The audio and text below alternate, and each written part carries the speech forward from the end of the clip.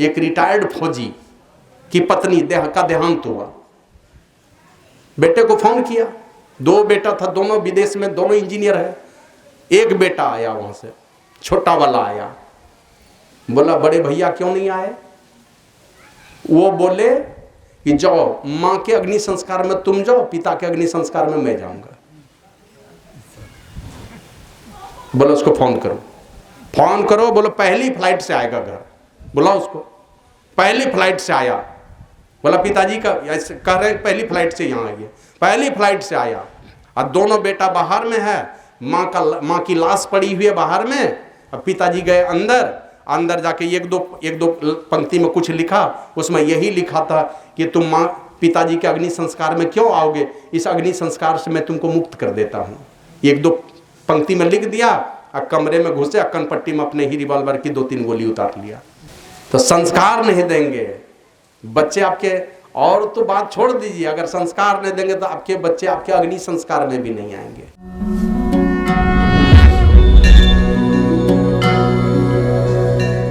भाई राजीव दीक्षित का एक दिन मैं व्याख्यान पढ़ रहा था, बोला कि भी देखते हैं ना योगा करवाते हैं तो चक्की चलवाते हैं। बोला अरे चक्की वो दिखाना क्या है, चक्की चलवाना, घर में ही चक्की रखो, थोड़ा आटा गेहूं भी पीसा जाएगा, नहीं तो सत्तू पीसा जाएगा, घर में रख लो चक्की।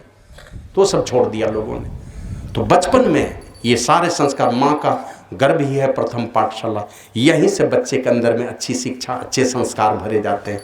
और माँ के गर्भ में जो संस्कार भर गए बड़ा ही टिकाऊ होता है। बाद का संस्कार भी होता है टिकाऊ, लेकिन माँ के गर्भ में जितनी आसानी से संस्कार टिकाऊ हो जाता है वो शायद बाहर संसार में बच्चे के आने पर उतना टिकाऊ नहीं होगा।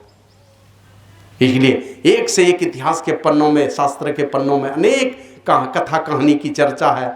आप लोग जानते हैं अष्टावक्र मुनि के विषय में, किनका बेटा था? माँ का क्या नाम था? श्री सदगुरु महाराज की जय। बाप का नाम तो झट से बता देते हैं, कोहल। माँ का नाम बताइए। माँ का नाम था सुजाता। और सुजाता किनकी बेटी थी? महर्षि उद्दालक की बेटी थी। महर्षि उद्दालक कौन थे? जो गुरु भक्त आरुणि के नाम से पढ़े थे। धौम्य ऋषि का आश्रम में जो आरुणि पढ़ता था वही महर्षि उद्दालक के नाम से विख्यात हुआ। और उसकी बेटी की शादी कहाँ हुई? तो इस धरती पर जो सबसे ज्यादा कुशाग्र बुद्धि का विद्यार्थी था वो था कोहल, जिनके नाम पर कहलगांव शहर बसा है। उन्हीं के गुरुकुल में पढ़ता था, महर्षि उद्दालक के गुरुकुल में पढ़ता था वो। और देख लिया कि हमारी बेटी के लिए जी इतनी कुलवंती है मेरी बेटी, इतनी सुशील है, इतनी संस्कारवान है मेरी बेटी, तो इसके लिए वर कैसा होना चाहिए? तो इस धरती पर का जो सबसे ज्यादा कुशाग्र बुद्धि का था वो था कोहल ऋषि, उससे ब्याह किया। और दोनों, एक वो धर्मात्मा और यहाँ एक ऋषि पुत्री है महर्षि उद्दालक की बेटी, दोनों के संयोग से बेटा कैसा आया? वही बेटा आया अष्टावक्र मुनि बन करके। माँ के गर्भ में पल रहा है, माँ के गर्भ से ही गलती सुधारने लगा। तो पिताजी ने गुस्सा से साप दिया उनको, लेकिन साप देने से क्या होगा? जिस पिताजी ने साप दिया था उसी पिताजी के आशीर्वाद से फिर अष्टावक्र मुनि का सारा अंग फिर सीधा भी हो गया था, उसी पिताजी के। तो साप से उनके सारे अंग टेढ़े हो गए कि तुमने भरी सभा में मेरा अपमान करा दिया, मैं तुम्हें साप देता हूँ, तेरा 8 अंग टेढ़ा होगा। तो जन्म के समय तो 8 अंग टेढ़े होकर के लाए थे। लेकिन वो पिताजी जिस शास्त्रार्थ, एक कैदी से शास्त्रार्थ किए थे राजा जनक के दरबार में, उससे हार गए। तो बोले कहाँ गए मेरे पिताजी? तो बोला कि वो डाल दिया है, कौन नदी में डाल दिया है तुमरे पिताजी को। कहा तब मैं जाऊंगा उससे शास्त्रार्थ करने के लिए, मैं भी उसको उसी नदी में डालूंगा जहां मेरे बाप को डाला है, मैं भी हराऊंगा उसको। और जा करके उस कैदी को हरा दिया। हराने के बाद बोला अब बताओ मेरे पिताजी जहां गए मैं तुमको वहां भेज दूं, डाल दूं तुमको नदी में? बोला नहीं, मैं वरुण देवता का बेटा हूं, हमारे पिताजी के पास तुम्हारे पिताजी हैं। तो बुलवाया उनको, कहा मेरे पिताजी को बुला के लाओ। और पिताजी जैसे कोहल ऋषि सामने आते हैं, अष्टावक्र मुनि उन्हीं को चरण छू करके प्रणाम किए। अब पिताजी को लगा जिस बेटे को हमने साप दिया 8 अंग से टेढ़ा हो गया, वो बेटा इतना सरल, नाना नानी का संस्कार लेकर के गया है, महापुरुषों का संस्कार है, शास्त्र का संस्कार है उसके ऊपर। और जैसे प्रणाम किया तो कहा जाओ तुम एक समंगा नदी में स्नान करके आओ। कहाँ पर है वो समंगा नदी? लेकिन शास्त्र में इसी तरह की चर्चा है। जैसे डुबकी लगा के समंगा नदी से निकले तो अष्टावक्र मुनि देखता है सब अंग प्रत्यंग सीधा हो गया, सुडौल हो गया। सदगुरु महाराज की जय। तो ये शास्त्रों में भरे पड़े हैं। हम लोग सुनते हैं अभिमन्यु के विषय में, हम लोग सुनते हैं ये महर्षि वेद व्यास के जो पिताजी थे, क्या नाम था महर्षि वेद व्यास के पिताजी? पराशर मुनि। मां के गर्भ में ही वशिष्ठ मुनि पूछते हैं अपने बहू से, शक्ति मुनि के पत्नी से, बहू ये आवाज कहां से आती है? तो बोला भी मेरे गर्भ से आ रही है। जंगल में दोनों ससुर और बहू जंगल में अकेले हैं, क्योंकि विश्वामित्र मुनि ने उनके 100 बेटे को मार दिया था। तो सोचा खानदान में कोई तो भोगने वाला बचे, तो जंगल लेके भाग गए थे एक बहू को। अब वहां वेद की ऋचा की आवाज आती है। पूछा बहू ये आवाज कहां से आती है? कहा मेरे गर्भ से। कहा तुम्हारे गर्भ पर यह संस्कार कैसे पड़ा? तो कहा मेरे पति शक्ति मुनि जब जीवित थे और मैं गर्भवती हो गई थी, तो मेरे पति रोज दिन वेद पाठ करते थे, एकदम पवित्र भाव में बैठ करके, और तब वेद पाठ करते थे। मैं रोज दिन उनके निकट जाके बैठती थी। क्यों बैठती थी? वो पता है कि मेरे गर्भ में परमात्मा ने अपने अंश को भेजा है, उस अंश को सजाना और संवारना तो पहले मां का कर्तव्य है, उसको सजाना है, और यही बेटा आने वाले समय में हमारा तारनहार बनेगा, मुक्ति देने वाला बनेगा। कौन जानता है मेरे गर्भ में कौन पल रहा है? अभी तो लगेगा एकदम सबके पास टिका हो, मतलब सब कभी चिंतन ही नहीं है उस तरफ। गंदा गंदा खाना, टीवी के सामने बैठना, दिन रात उल्टा पुल्टा सारा तमाशा देखते रहो। इधर हाल ही में हमने बतलाया था, ऊर्जा नगर के एक मेरे मित्र है ना, उसका नाती वो डीजे वाली आवाज निकालता है। 3 साल का कि कितना हो गया, बोलता नहीं है, खाली डीजे वाली आवाज निकालता है। तभी इलाज चल रहा है उसका। एक बच्चे के विषय में एक दिन मैं पढ़ रहा था, डॉक्टर के पास ले गया, ये डीजे में जो ढिचुंग ढिचुंग की आवाज आती है यही आवाज निकालता है, 7-8 साल का हो गया है और कुछ नहीं बोलता है। तो डॉक्टर ने कहा कि इसकी माँ जब ये गर्भ में था, माँ के गर्भ में इसकी माँ खूब नाची है डीजे के सामने में जाके, तो वही आवाज निकालता है।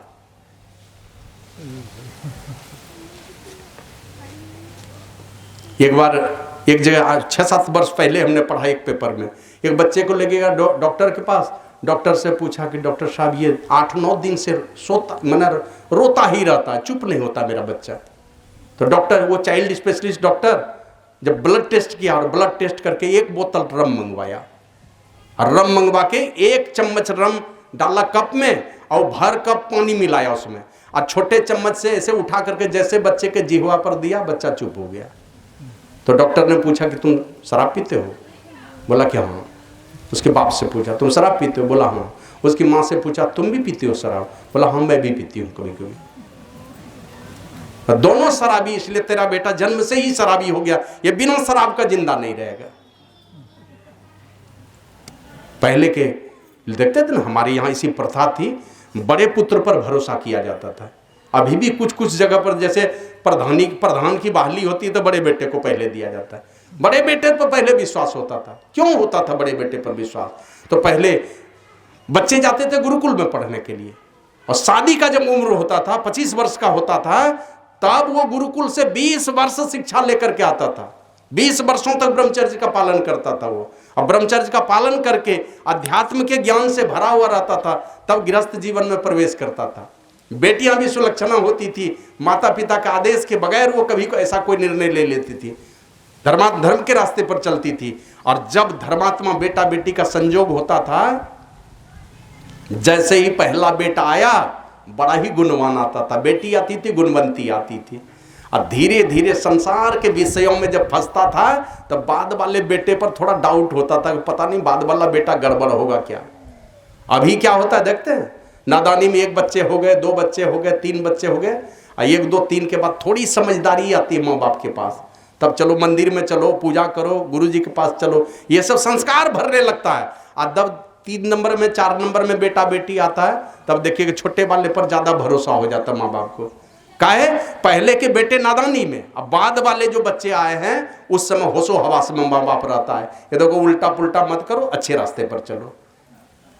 1-2 सत्संगी मिलते हैं कि भाई आप इतना बढ़िया सत्संगी, ये बेटा लोग ऐसा क्यों हो गया? कहीं सब बेटा का जन्म उस समय हुआ जिस समय हम दारू पीते थे, उस समय का जन्मा हुआ है सर। सत्संगी बनने के बाद एक भी नहीं जन्म लिया।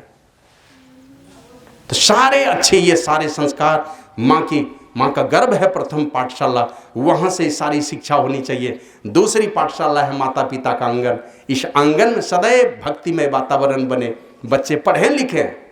देखिएगा बहुत सारे लोग कभी भी अपने बच्चों पर निगरानी नहीं रखेंगे। बेटा पढ़ता तो ठीक है, लेकिन कभी अपने खबर लिया को कभी पूजा करता है कि नहीं? पढ़ने की भी सामर्थ्य, पढ़ने की भी क्षमता कौन देगा? ये तो बहुतों का बेटा है, सबके पास कहाँ है कुशाग्र बुद्धि।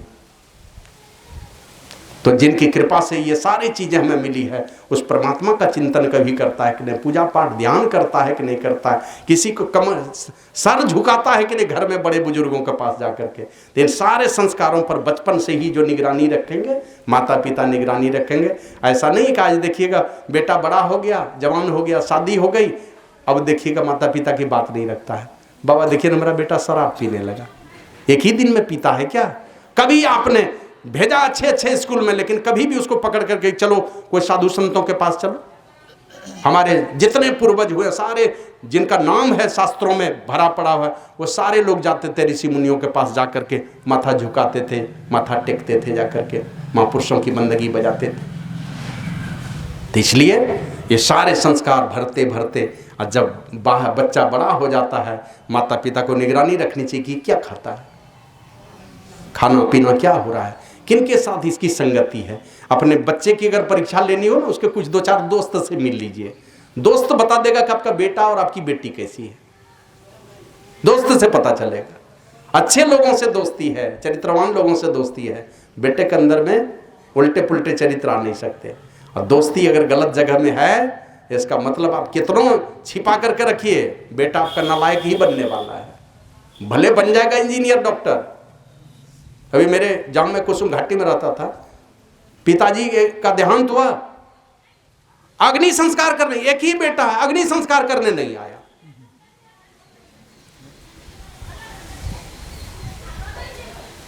तो संस्कार नहीं देंगे बच्चे आपके, और तो बात छोड़ दीजिए, अगर संस्कार नहीं देंगे तो आपके बच्चे आपके अग्नि संस्कार में भी नहीं आएंगे। संस्कार दीजिए उनके अंदर। थोड़े दिन पहले मैं पढ़ रहा था, एक लड़का, एक रिटायर्ड फौजी की पत्नी का देहांत हुआ।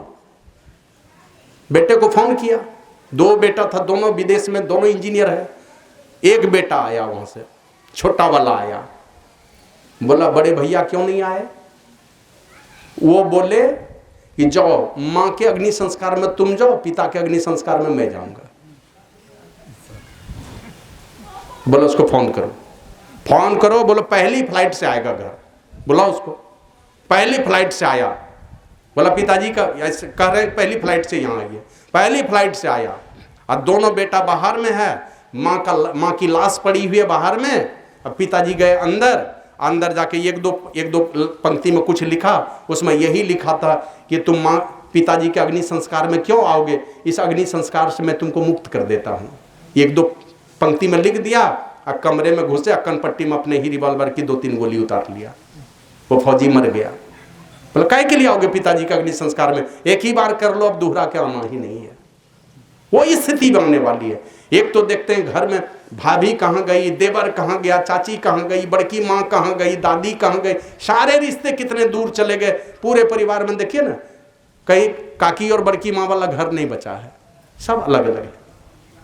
ये सारे अच्छे संस्कार दीजिए, और ये सारे अच्छे संस्कार के साथ ही साथ पढ़े लिखे बच्चे आगे बढ़ें, उसका आशीर्वाद बार बार दीजिए। लेकिन आपके बच्चे भक्तिवान बने, भक्त बने, साधु संतों की सेवा करने वाले बने, उनका संस्कार लेने वाला बने। ये बचपन से ही सारे अच्छे संस्कार डालिए उनके अंदर में।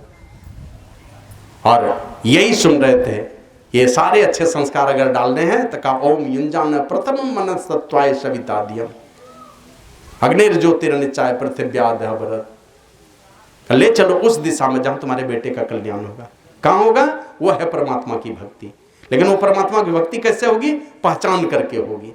हमारे गुरु महाराज लिखते हैं, तह जाओ जहां प्रगट मिले वे तब जानो है स्ने।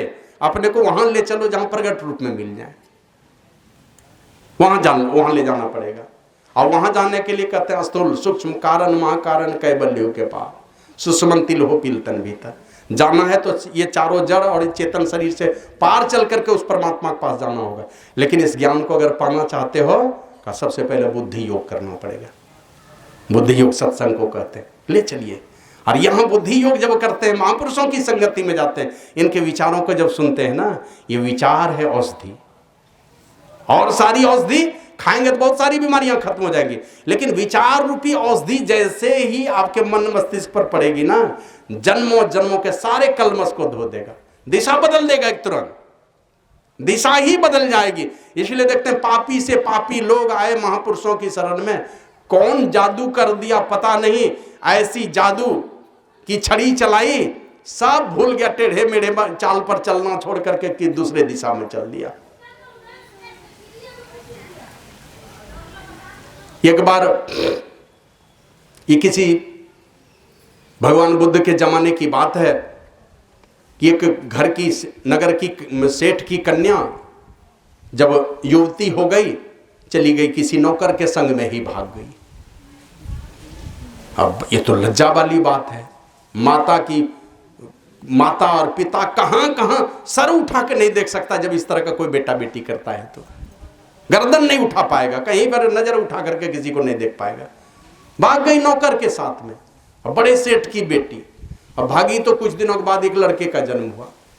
दूसरे लड़के के जन्म का समय आया तो वो कहती कि जी एक काम कीजिए, चलिए यहाँ से, चलिए लौट कर, कुछ क्या कीजिए, कितना गरीबी में जीवन जिएंगे, माता पिता क्षमा कर देंगे, चलिए।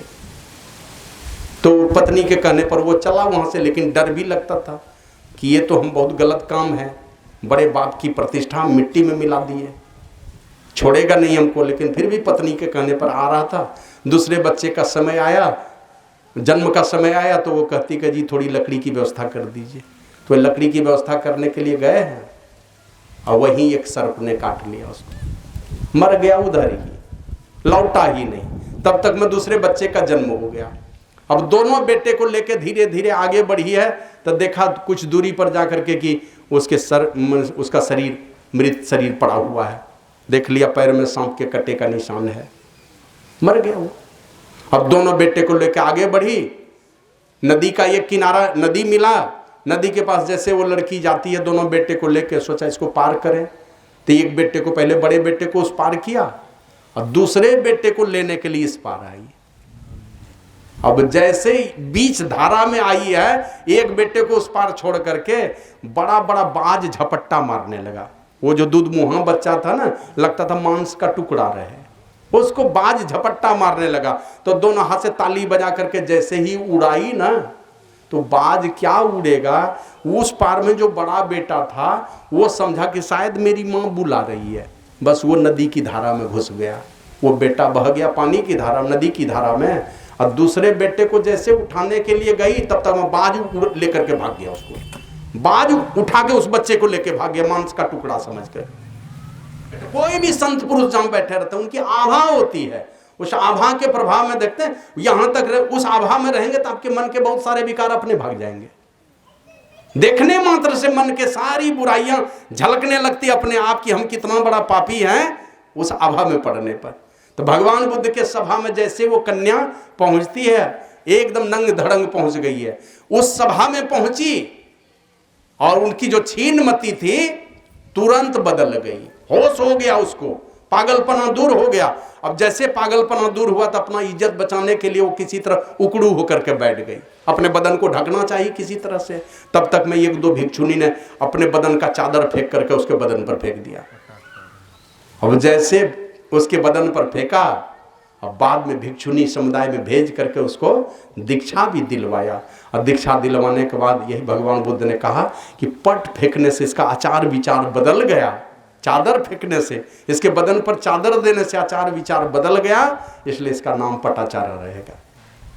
तो पटाचारा के नाम से, और भगवान बुद्ध के शरीर रहते। अब देख लीजिए उसकी दिशा किस तरफ थी, पागल हो गई थी, सब ढेला पत्थर चलाता था उसके ऊपर, लेकिन भगवान बुद्ध ने उनकी दिशा को मोड़ा, और मोड़ करके अपनी सभा में बुलाया, प्रतिष्ठा भी बची। और अंततः जिस काम के लिए मनुष्य का शरीर मिला है, उस परमपिता परमात्मा को प्राप्त करने के लिए, आत्म तत्व को जानने के लिए, ब्रह्म तत्व को जानने के लिए, भगवान बुद्ध के शरीर रहते ही उनको प्राप्त हो गया। जबकि भगवान बुद्ध के साथ में उनका आनंद रहता था, दिन रात उनकी सेवा में परछाई के तरह, उनको वो गति प्राप्त नहीं हुई भगवान बुद्ध के शरीर रहते। वो तो भगवान बुद्ध शरीर छोड़े तब उनको आप उनको आत्मज्ञान हुआ और इनको भगवान बुद्ध के शरीर रहते आत्मज्ञान प्राप्त हो गया। तो संतों के सानिध्य में जब जाते हैं, ये विचार औषधि है, उनकी बात, उनकी आभा का प्रभाव आपके ऊपर पड़ेगा और जीने की दिशा ही बदल देते हैं। और अभी सुन रहे थे मनुस्मृति के मंत्र को, यथा खनन खनित्रेण नरो वार्य अधिगच्छति तथा गुरुगताम विद्याम शुश्रूषु अधिगच्छति। जैसे कुदाली से खोदते खोदते खोदते एक ही जगह पर खोदते रहिए, ये नहीं जगह बदल बदल के खोदेंगे तो पानी कभी नहीं पाएंगे, जगह मत बदलिए, है ना। दशरथ मांझी ने देख लिया कि जब तक तोड़ेंगे नहीं तब छोड़ेंगे नहीं, तोड़ते रहा, तोड़ करके पहाड़ काट करके रास्ता बना दिया। उसी तरह एक ही जगह पर बार बार खोदते खोदते खोदते जैसे मनुष्य जल पाता है, उसी प्रकार गुरु की सेवा शुश्रूषा करते करते गुरु की संपूर्ण विद्या को पाता है। माने गुरु जिस अवस्था को प्राप्त हुए हैं उसी अवस्था को शिष्य भी प्राप्त कर लेते हैं, उसी अवस्था में पहुंचा के गुरु छोड़ते हैं। संसार में कोई एक इंजीनियर है, अगर छोटा इंजीनियर है, वो बड़े इंजीनियर एक के सामने में बहुत आसानी से नहीं बैठ सकता, कंपटीशन होता है वहां पर, डर लगता है उसका। लेकिन गुरु के सामने में देखते हैं, कभी नहीं चाहते हैं गुरु अपने शिष्यों को, चाहते हैं मेरे जैसा हो जाए, और सारा ज्ञान उसी प्रकार भरते हैं। जैसे आम के पेड़ में देखते हैं ना, आम जब छोटा वाला आम धीरे धीरे धीरे धीरे रस भरते भरते भरते भरते इतना रस भरता है कि उस आम में भी दूसरे पेड़ को पैदा करने की सामर्थ्य हो जाती है। तो गुरु सदैव चाहते हैं कि हमारा शिष्य गुरु बन जाए। शिष्य तो लोग अपने तरफ से बन जाता है, गुरु तो हमेशा गुरु बनाना चाहते हैं। और वही स्थिति अगर आत्मज्ञान के तराजू पर रखा जाए तो भगवान बुद्ध आत्मज्ञान की जिस पराकाष्ठा पर पहुंचे थे, वो पटाचारा भी उसी अवस्था पर पहुंची थी। खाली अंतर था गुरु और शिष्या का, बाकी कोई अंतर नहीं था। शरीर का अंतर था, आत्मज्ञान के तराजू पर दोनों एक ही समान थे, दोनों में कोई अंतर नहीं था। तो इसलिए कहते हैं कि जैसे गुरु की कुदाली से खोदते खोदते मनुष्य जल पाता है, उसी प्रकार गुरु की सेवा शुश्रूषा करते करते गुरु की संपूर्ण विद्या को पाता है। अर्थात गुरु जिस अवस्था को प्राप्त हुए, शिष्य भी उसी अवस्था को प्राप्त करता है। और इसीलिए बाबा कबीर कहते हैं, जिनकी लगन गुरु सो नाही, ते नर खर कुकर समझग में बिरथा जन्म गवाई। कुत्ते के समान, गधे के समान, सूअर के समान व्यर्थ ही जीवन गंवा के चला जाता है जिनका गुरु के चरणों में लगन नहीं है। तुलसीदास जी महाराज कहते हैं, जिनका गुरु के चरणों में लगन नहीं हुआ तो लगन कहां पर होगा? कहते निसी वासर रुचि पाप, दिन रात पाप में उसकी वृत्ति होगी। अगर गुरु के चरणों में वृत्ति नहीं होगी, सत्संग में वृत्ति नहीं होगी, तो दिन रात पाप करने में वृत्ति होगी। निसी वासर रुचि पाप, और असुचि मन, आपका मन अपवित्र हो जाएगा। खलमती, दुष्ट बुद्धि आपके पास होगी, सुबुद्धि नहीं होगी आपके पास। निगम पथ त्यागी, फिर वेद मार्ग को भ्रष्ट करके वेद मार्ग के विरुद्ध उसकी गति हो जाएगी। और सुत वित दार भवन ममता निसी सोवत अति न कबहू मति जागी। उसकी बुद्धि बेटे के चक्कर में, बेटी के चक्कर में, पत्नी के चक्कर में, धन दौलत के चक्कर में, और ऐसी डूबेगी उसके चक्कर में, इस सोवत अति न कबहू मति जागी। उसकी मति फिर कभी जगने वाली नहीं, वो विषयों के दलदल में डूब जाएगी। इसलिए उन्होंने कहा, तुलसीदास हरि नाम सुधा तजी, सठ हट पियत विषय विष मांगी। ऐसे लोग जो गुरु के चरणों में अपने प्रेम को नहीं जोड़ते हैं, वो हरिनाम रूपी सुधा से, हरिनाम रूपी अमृत से वो वंचित रह जाते हैं। गोरखनाथ जी महाराज कहते हैं, गगन मंडल में अधोमु कुइया, तहां अमी को वासा, सगुरा होई सु भर भर पिया, निगुरा जाए पियासा। जो गुरु के चरणों में अपने जीवन को जोड़ते हैं, वो उस अमृत को पान करते हैं। तो इसलिए तुलसीदास हरिनाम सुधा तजी, सठ हट पियत विषय विष मांगी। जो हरिनाम रूपी अमृत से वंचित रहते हैं, वंचित इसलिए है कि गुरु के चरण में प्रेम नहीं है, वो कहाँ जाएंगे? तो सठ हट पियत विषय विष मांगी, वो विषय रूपी विष पान करेगा। और गति क्या होगी? कहते हैं, सुकर स्वान श्रृगाल सरिस जन, जन्मत जगत जननी दुख लागी। सुअर का जन्म होता है किस लिए? क्या करता है इस संसार में आके? माँ को प्रसव का दुख देता है। कुत्ते किस लिए आते हैं? मां को प्रसव का दुख देने के लिए। सियार शाम होते होते देखते हैं चिल्लाना शुरू करता है, किस लिए आता है इस संसार में? बस मां को प्रसव का दुख देने के लिए। और ऐसे लोग जो परमात्मा रूपी अमृत का पान करना छोड़ेगा, विषय विष रूपी विष में डूबा रहेगा। और ऐसे 60 लोग क्या करेंगे?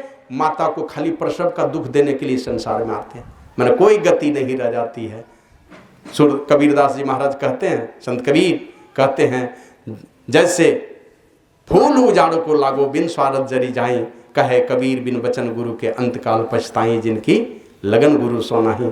जैसे जंगल में फूल खिलते हैं, कब खिले कब झड़े पता ही नहीं है।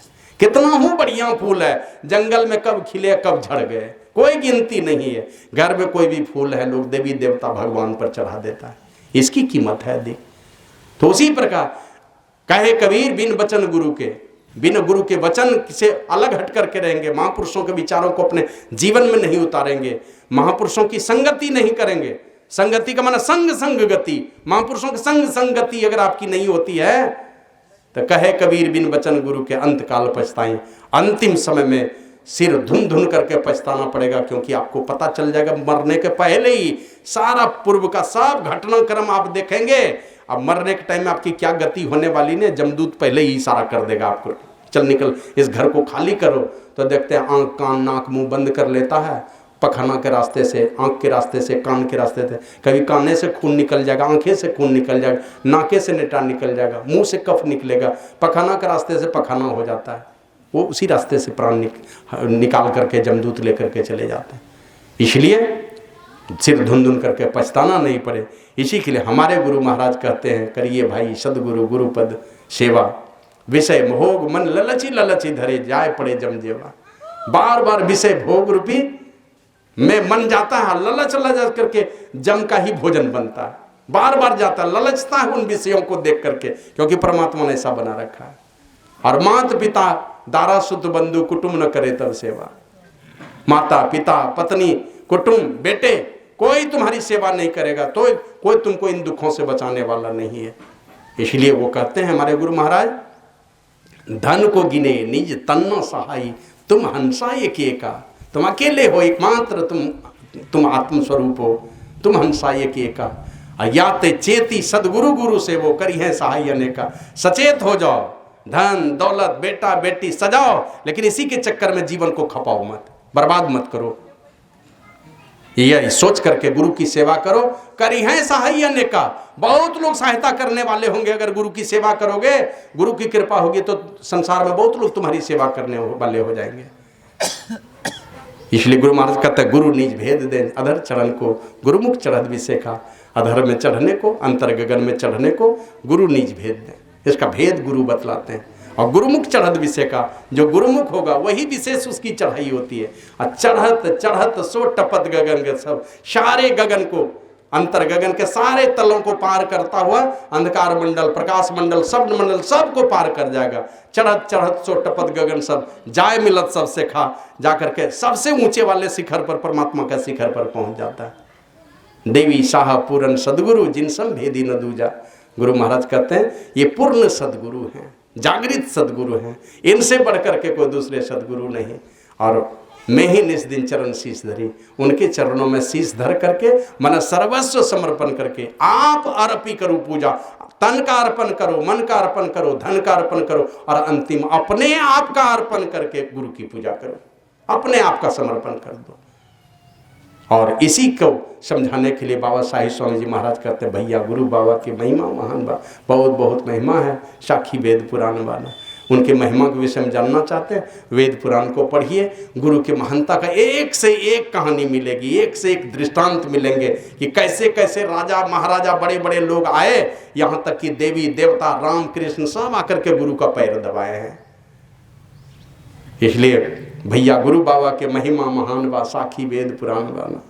गुरु ब्रह्मा विष्णु रूप, हाई शिव के स्वरूप, नाही इनका से बढ़ल के हु जहान बा। इस जहान में गुरु से बढ़कर के कोई नहीं है, क्योंकि यही ब्रह्मा विष्णु महेश सब कुछ है। जो ब्रह्मा जी करेंगे वो गुरु कर देंगे, जो विष्णु करेंगे वो गुरु जी कर देंगे, जो शंकर भगवान करेंगे वो गुरु जी कर देंगे। ब्रह्मा जी क्या करेंगे? सृष्टि करेंगे। आपके अंदर में गुरु सृष्टि करते हैं। किस चीज का? सद्विचार का, सद्विवेक का, सद्गुणों का, सदाचार का, है ना। सारे सद्गुणों की सृष्टि कर देंगे आपके अंदर में, भक्ति की सृष्टि करेंगे। और विष्णु भगवान पालन करते हैं तो इन सारे सद्गुणों का संहार करने का काम गुरु महाराज करते हैं। अगर गुरु को आगे कर दिए, पांचों चोर सदा मगरों का तीन सुकर छुटकारी, और सदगुरु नायक के संग मिली चल लूट सके नहीं धारी। गुरु को सरदार बना लीजिए, सेनापति, और पीछे से अपने चलिए तो भटकने नहीं देगा कभी। गुरु को शीश पर रखिए, चलिए आज्ञा माए, सामने में रखिए गुरु महाराज को और पीछे पीछे उनके आदेश में अपने को रखिए। लगना चाहिए कि हमारे गुरु महाराज सामने में खड़े हैं, इस भाव में चलिए हमेशा। तो फिर कभी नहीं लगेगा कि मेहिदास की ये तस्वीर है या गुरु महाराज हमारे दूर चले गए कि संत सेवी बाबा और शाही बाबा हमको छोड़ के चले गए। उनका ज्ञान हमारे सामने रहना चाहिए, भटकेंगे नहीं, डोलने नहीं देंगे। और जिस समय कदम डोलेगा काट अपने पैर में ही एक दो डंटा लगाओ कि क्यों जा रहे हो तुम गलत रास्ते पर। आंख कहीं गलत धोखा देने का काम कर लगाओ, एक थप्पड़ अपने गाल पर ही लगा दो कि क्यों तुम उस तरफ जाते हो। अरे सूरदास ने तो देखा एक लड़की को भटक गया तो अपने आंख में ही सुई चुभ बोल लिया, इसी आंख ने धोखा दिया, इस आंख को ही नहीं छोड़ूंगा मैं। इसलिए सदैव गुरु को आगे रख करके इस प्रकार की भावना में चलिए। साहब बाबा साहिब स्वामी जी महाराज कहते हैं, ना ही इनका से बढ़ल के हु जहान बा, इस जहान में गुरु से बढ़ करके कोई नहीं है। और गुरु ज्ञान दीप बारे, ज्ञान का दीपक जलाने का काम किनके पास है? गुरु के पास है। ये देवी देवता सब कुछ ना कुछ देंगे, लेकिन एक सामर्थ्य उनके पास नहीं है, वो सामर्थ्य है परमात्मा के पास, और नहीं तो इस धरती पर कोई साधु संत के पास। ये बीच में देवता लोग जो हैं ये आपके कीर्ति को बढ़ा देंगे, आपके ऐश्वर्य को बढ़ा देंगे, लेकिन वही चीज बढ़ाएंगे एक न एक दिन नाश हो जाने वाला है। जो मुक्ति देने, मुक्ति प्रदायी शक्ति है वो परमात्मा के पास है, और नहीं तो परमात्मा ही कभी कभी किसी साधु संत को भेजते हैं इस धरती पर, उसके पास है। तो गुरु ज्ञान दीप बारे, ज्ञान का दीपक जलाते हैं आपके अंदर में, और मोह तिमिर निवारे, अज्ञानता रूपी रात्रि का नाश कर देते हैं आपके अंदर में, वो ज्ञान का दीपक जलाते हैं।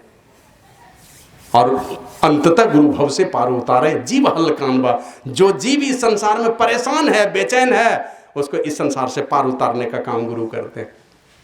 इसलिए उन्होंने कहा, जग में गुरु पद रेणु, गुरु के चरण कमल का जो धूल है, कल्प तरु कामधेनु, कल्प तरु और कामधेनु से भी बढ़ करके गुरु के चरण कमल का धूल बतलाया। अब बिना से ये नहीं केहू के कल्याण बा, जब तक उस गुरु चरण कमल के धूल का सेवन नहीं करेंगे आपका कल्याण कभी नहीं हो सकता। और अंत में कहते ही हरि रूप जानी, अब भजा गुरु और ढरदानी। कौन है गुरुदेव? एकदम दिल में बिठा लीजिए, हरि रूप है, सारे दुखों का हरण करने वाले हैं। और भजा गुरु और ढरदानी, और ढरदानी माने ढरकमाल जिसको कहते हैं, जो मांगो वही दे देंगे, कह दिया तो कह दिया, जो कह दिया बस वैसा ही हो जाएगा। और हम लोग गुरु महाराज के विषय में तो बहुत सारी कहानियां पढ़ते हैं, ये बभनवा की घटना तो बहुत लोग जानते हैं। मरा हुआ बालक मर चुका था, लोग अग्नि संस्कार कर देता, गुरु महाराज आ गए तो 95 बरस जिया, मरा हुआ बालक जिंदा हो गया। मरे हुए बच्चे को गुरु महाराज कहते हैं दूध पिलाओ इसको, मरे हुए बच्चे को। अब माँ पिलाना नहीं चाहती है तो शिष्य लोग कहते रहे, गुरु महाराज कह रहे हैं पिलाओ। अब मरे हुए बच्चे को दुग्ध पान कराती है माँ, तो बेटा जिंदा हो गया, जिया 95 साल। इसलिए ही हरि रूप जानी, भज गुरु और ढरदानी, साही इनका छोड़ी दूसर के भगवान बा। इनको छोड़ करके, माने संत सदगुरु को छोड़ करके दूसरा कोई भगवान इस धरती पर नहीं। भगवान अगर परमात्मा अगर है कहीं पर, ये संत रूप में ही वो परमात्मा है, और उन्हीं के अंश आपके घर में माता पिता के रूप में है। इन दोनों के दिल को भी मत जलाइए, दिल को भी मत दुखाइए, और घर गृहस्थी के जीवन में इन दोनों की सेवा करते हुए पारिवारिक परिवेश बना करके रखिए। बहनें हमारी, भाई हैं हमारे, बच्चे हैं हमारे, जो को भी समाज परिवार के लोग हैं। और मैं बार बार कहता हूँ, जहाँ भी जाता हूँ बोलता ही हूँ इन बातों को, कि रुपया पैसा धन दौलत हाथी घोड़ा घर द्वार सब धन है, सब संपत्ति है, परिवार भी संपत्ति है। इसको भी बचा कर रखिए, जिंदा रखिए। और घर परिवार में किन के ऊपर क्या दुख सुख पड़ता है, सब को ले जा करके साधु पुरुष के संगति में इस प्रेम को जोड़ने का काम कीजिए। तो ये सारे संस्कार इस सत्संग के माध्यम से मिलेंगे। आवश्यकता है, बहुत बहुत सुनते हैं, लेकिन सुनने को गुनिए, उसको अपने जीवन में उतारिए। और इसके लिए गुरु महाराज यही कहते थे, संसार को भी सजाना, संसार के बाद का भी जीवन हमारा सज जाए, इसके लिए हमारे यहाँ ध्यान की प्रक्रिया है। ध्यान बिनु नहीं शांति आवे, लोग हूँ कितनों घिरे, कितनों हो जय जयकार होगा, बिना ध्यान के शांति नहीं मिलने वाली है। इसके लिए सत्संग नित और ध्यान नित, रोज सत्संग कीजिए, रोज ध्यान कीजिए, और पांचों पापों से सदैव सजग होकर के चलिए। बढ़िया चरित्र का आचरण कीजिए। और माता पिता को चाहिए कि ऐसा कर्म करें, माता पिता की भी जवाबदेही है, बच्चे की जवाबदेही तो है, माता पिता की भी जवाबदेही। ऐसे कर्म करें कि आप अपने बच्चे को जब कुछ सिखाना चाहें तो दूसरे के बाप का उदाहरण नहीं देना पड़े, आप खुद उदाहरण बन जाइए माँ बाप के लिए। अगर त्याग बैराग का जीवन है तो किसी को ये नहीं बताना पड़े कि बेटे मेरे देखो फलाने के पिताजी इतने अच्छे थे, ऐसा ऐसा कर्म किया, आपको क्या हुआ है? आप भी अपने जीवन को सजा लीजिए, आपका अपना व्यक्तिगत जो जीवन हो वो आपके बच्चे के लिए अनुकरणीय हो जाए। इस तरह की सीख अपने जीवन में भी लाइए। और ऐसा नहीं, अब देखते हैं माता पिता भगवान है, सही बात है भगवान है, अब दारू पी करके शाम को आकर माइयों को मारते हैं, वो कौन सा भगवान है? किस तरह का भगवान है ये? तो माता पिता की भी जवाबदेही बनती है। बेटे बड़े हो जाते हैं, माता पिता को भी जब जान रहे शरीर हमारा थोड़ा कमजोर पड़ने लगा तो मुंह को थोड़ा कमजोर बना लीजिए, कम चलाइए मुंह, हाथ पैर ज्यादा इधर उधर मत कीजिए, थोड़ा थोड़ा नॉर्मल कर लीजिए। बेटे और बहू का जीवन है, अरे दो पीढ़ी के बीच में जो खाई है ना, इस खाई को कौन करेगा? अब पति हो जाए लंबे या पत्नी हो जाए थोड़े कम मना ऊंचाई वाली, तो देखते हैं पति अपना गर्दन झुका लेता तब ना बरमाला डालता है। तो उसी तरह सास बहू घर में इस प्रेम को शापित मत होने दीजिए, इस प्रेम को कभी दाग मत लगने दीजिए, इस प्रकार का बनाइए। सास माने बहू को बेटी की तरह, अब बहू माने अपने सास को माँ की तरह, इस प्रकार का वातावरण बनाइए। मत टूटने दीजिएगा घर परिवार को छोटी छोटी बातों से। क्या होना है ते सारे परिवेश को बनाना है। और साधु पुरुष से जुक्ति सीख करके रोज दिन बिना ध्यान किए मत रहिए, रोज सत्संग कीजिए, रोज ध्यान कीजिए। कम समय है तो कम समय का ही सत्संग कीजिए, जल्दीबाजी में कर लीजिए। हनुमान चालीसा पढ़ते हैं ना 15 मिनट में 10 मिनट में, जय हनुमान ज्ञान गुण सागर, उसी तरह सब क्षेत्र और अक्षर पार में जल्दीबाजी में पढ़ लीजिए। नहीं है समय गाड़ी पकड़नी है तो गाड़ी में बैठे कर लीजिएगा, या ऐसे बात जगह में जा रहे हैं जहाँ हमको समय ही नहीं मिलेगा तो जल्दीबाजी में कर लीजिए स्तुति प्रार्थना, लेकिन बिना किए एक भी दिन मत रहिए। अन्न कभी ग्रहण मत कीजिए, बिना सत्संग किए बिना ध्यान किए कभी अन्न जल ग्रहण मत कीजिए। तो रोज दिन का ये जीवन बना लीजिए। और ध्यान करने के क्रम में आप लोग जानते हैं कि रोज दिन दृढ़ता के साथ जो जप करेंगे, चलते फिरते, हमारे गुरु महाराज कहते थे ये काम करते रहो। बाबा देवी साहब एक दिन गुरु महाराज से पूछते हैं कि क्या जी ये गुरु मूर्ति को ठीक ठीक उतार पाते हो? तो गुरु महाराज कहते हुजूर धुंधला रूप आता है। बोला हमने इतना ध्यान किया कि हमने गुरु के मूर्त को हू बहू उतार लिया। कौन उतारेगा हू बहू? जो दृढ़ता से गुरु मंत्र का जप करेगा। तो दृढ़ता से गुरु मंत्र का जप कीजिए। और गुरु दृढ़ता से जब गुरु मंत्र को उसको झुठलाने की कोशिश मत कीजिए, मत भाग दौड़ कीजिए कि आगे हम बिंदु ध्यान और नादानुसंधान का साधन करेंगे। मजबूती लाइए ना। आया है शिव नारायण स्वामी ने कहा निहारो यारो गुरु मूर्ति की ओर, गुरु मूर्ति सूरति बीज निर्खो तब उर होती जो, तुम्हारे हृदय में ही उजियाला हो जाएगा। तो दृढ़ता के साथ ये दोनों काम को कीजिए और ये दोनों काम मजबूती से करते रहिए। मत समझिए ये बात कि हमारा शरीर अंत होने वाला है। ये दोनों काम भी करते करते, अभी देखते हैं ना स्वामी अनुपानंद जी महाराज रात को 7 तारीख को, इसी महीने में 7 तारीख को रात में एक खांसी बढ़ी। एक महात्मा को कहा नंदलाल जी को बुला लीजिए, दौड़ के गए, गाड़ी मंगाए, गाड़ी पर लिए, एक डॉक्टर को फोन किए और जैसे हॉस्पिटल तक गए हैं मैंने गाड़ी पर बैठे और गुरु मंत्र जपना शुरू। अब देख लीजिए मरणासन अवस्था है, देख लिए कि मेरा शरीर नहीं रहेगा, बस गुरु मंत्र जप रहे हैं, सब लोग सुन रहा है, गाड़ी में 3-4 आदमी सब सुन रहा है। बस जपते जपते जपते ठीक गेट के पास गए, सांस बंद और गुरु मंत्र भी बंद हो गया। गुरु मंत्र जपते जपते शरीर छूट गया। गुरु को पुकारते हुए शरीर छूटेंगे तो क्या गति होगी हमारी? जिनको पुकारेंगे वे आएंगे आपके लिए।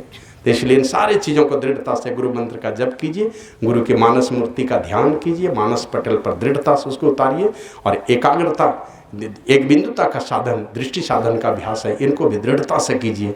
और ये तीनों साधन करके ही साधना की पराकाष्ठा पर धीरे धीरे लोग पहुँचते हैं। ऐन महल पट बंद कहे चलो सुखमन घाटी हो, दृष्टि डोर स्थिर रहे तम बिछी में फाटी हो, खुले राह आसमान की टूटे भ्रम टाटी हो। भ्रम की टाटी टूटेगी, अंतर गगन में उस परमात्मीय नाद को सुनता है साधक, अनेक प्रकार के शब्दों को सुनता हुआ।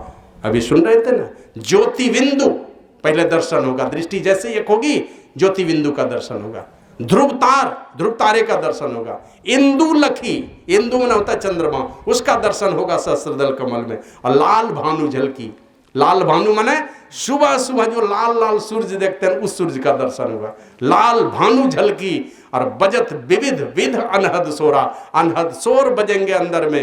अब 5 मंडलों की, 5 मंडलों के अनहद शब्द सुनाई पड़ेंगे। और हमारे गुरु महाराज कहते हैं संत मते का सार भेद, यह बात कही उनकी, समझा में ही लखा नमूना बात है सतीत की। हमने नमूना देखा है, ये संतों की वाणी है, संतों के विचार ने, और हमने उसका नमूना देखा है। समझा में ही अलखा नमूना। संतों के विचारों को हमने समझा और उसका नमूना अपने अंदर में देखा कि बात है सतहित की, ये सच्ची बात है और सबों के हित की बात है। तो इन सारे कामों को करते रहना और करते करते बीच में शरीर छूटेगा आपका। बाल बच्चे भी अनुकूल हैं, आपको अधोगति में जाने नहीं देंगे, उनका भी प्रभाव है और आपके अपने भक्ति का प्रभाव है। गुरु आपको कृपा करके जहाँ आप जाना चाहते हैं उसी दिशा में गुरु महाराज लेकर के जाएंगे। गुरु महाराज यही कहे थे ना, मैं बार बार आऊँगा और जब भी आऊँगा तो अनेकों को लेकर के जाऊँगा। तो जो उस योग्य बना करके रखेंगे गुरु महाराज उनको लेकर के जाएंगे। इन सारे चीज़ों को अपने जीवन में सजाइए। बाल बच्चे को इस प्रकार की अच्छी शिक्षा भरिए, अच्छे संस्कार भरिए, पढ़ लिख करके बड़े हों, लेकिन इसके साथ ही साथ इन सारे सद्गुणों से संपन्न आपका बेटा और बेटी हो। और ये बात कि दो बेटा और बेटी में कभी भेदभाव मत कीजिए, दोनों एक से एक महान, दोनों में कोई कमी नहीं। जिसको आप आगे बढ़ाएंगे वही आगे बढ़ जाएगा, दोनों को सहारा दीजिए। अब बेटी को तो थोड़ा कम भी देंगे तो बेटा से और ज़्यादा ही स्पीड में चलने वाली है, वो ज़्यादा स्पीड है उसके पास में, ज़्यादा शक्ति है। ज़रूरत पड़ी तो चाहे वो सती सुलोचना की बात है, कुर्मिला की आए कि मांडवी की आए कि श्रुति कीर्ति का है कि देवी सीता की आए, और उससे भी बढ़ करके देवी सीता गई थी माता अनुसुईया के पास पति सतीत्व धर्म का उपदेश सुनने के लिए। तो वो भी तो बेटी बन करके आई है। तो बेटा और बेटी दोनों में कभी भेद मत कीजिए, दोनों को एक समान शिक्षा का अवसर दीजिए। ज़रूरत पड़े तो कभी कल्पना चावला, कभी सुनीता विलियम्स बन करके, अभी देखते हैं ना शेफाली वर्मा, क्या ये जो काम अंडर-19 वाला क्रिकेट में अभी जीत करके आई है, इंग्लैंड को हरा करके वहाँ से आई। तो कभी किसी चीज़ में वो बेटा और बेटी कभी किसी भी मामले में कदम से कदम मिलाकर चलने को तैयार हो। अभी देखते हैं एक बेटी है हमारे शायद यूपी की है, कहाँ की, सबसे लंबी खाड़ी, अभी उसको पार करके विमान लेकर के आई है, वो सबसे लंबा है। इतना लंबा खाड़ी में कम ही लोग चला पाता है, बेटी चला करके आई है। जरूरत पड़ी तो आप देखते हैं ये क्या कहते हैं, महारानी लक्ष्मीबाई, अगर तात्या टोपे का नाम है, अगर छत्रपति शिवाजी का नाम है, अगर गुरु गोविंद सिंह जी का नाम है, और भी बड़े बड़े महापुरुष हैं, सुभाष चंद्र बोस और नेताजी क्या कहते हैं, अशफाकुल्ला खां है, सरदार बल्लभ, ये भगत सिंह है। तो इन लोगों का अगर नाम है तो महारानी लक्ष्मीबाई भी कभी पीछे रहने वाली नहीं है। तो जिस प्रकार के संस्कार भरेंगे, बेटा और बेटी दोनों के एक समान शिक्षा का अवसर दीजिए। सारे पढ़ाई लिखाई में पढ़े लिखे, लेकिन ये सारे अच्छे संस्कार भी, पूजा पाठ, भक्ति, साधु संतों की सेवा, ये सारे संस्कार भरे और दृढ़ता के साथ आप करें, आपके बच्चे भी ध्यान करें। इसी ध्यान के द्वारा हमारा और आपका परम कल्याण होगा। यही आप लोगों की सेवा में सुनाया। बहुत बहुत साधुवाद और उस बच्चे को बहुत बहुत आशीर्वाद है। गुरु प्रभु से उसके दिव्य और स्वस्थ दीर्घायु जीवन की कामना करता हूँ। पढ़े लिखे, फले फूले, बड़ा आदमी बने, साधु संतों की सेवा करने वाला बने, समाज में जहाँ भी रहे माता पिता के कीर्ति और प्रतिष्ठा को बढ़ाने वाला, बुढ़ापे का सहारा भी बने। यही मैं गुरु प्रभु से याचना करता हूँ, प्रार्थना करता हूँ। उनके माता पिता, नाना नानी, दादा दादी जो भी हैं, सबों का भला हो, सुख शांति में जीवन हो। जो भी सत्संग में सम्मिलित हुए सबों का लोक और परलोक दोनों ही कल्याणकारी हो। इसी निवेदन के साथ अपनी वाणी को विराम देता हूँ। बोलिए प्रेम से श्री सद्गुरु महाराज की जय।